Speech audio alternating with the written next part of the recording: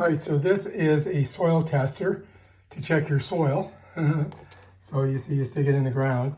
It needs AAA batteries, so we've got to put them in there, so let's do that. All right, so to put the batteries in, you come to the back of this thing, pop it open, and takes 4.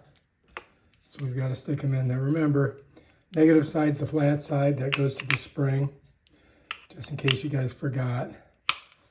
They should kind of show you inside here, so you can't really screw it up. All right, there it is, done. This slides back in there like that, snap it, bam, done. All right, so I guess we just press this, and it's at Fahrenheit, so I don't have to change. If I want to change it, I can click here. There's Celsius, there's Fahrenheit.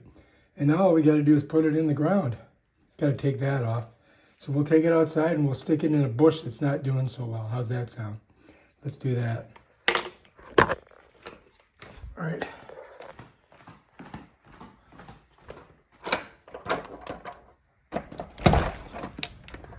All right, I've got some gardenias here, and you can see these first 3 are doing really good. But for some reason, this guy here is not doing good. So we're gonna try him out on there. So we'll just put it right in there. Put it down in there like that, and then we'll see what the heck it shows us. You know what I mean, jelly beans? We're gonna look at the pH. We're gonna click that. 8.3. I don't know if that's good or bad, but yeah. So let's go back. That's the temperature outside right now, 86. So we'll come back later and just check it out and see what's up. But yeah, that bush is not doing good. This one's killing it.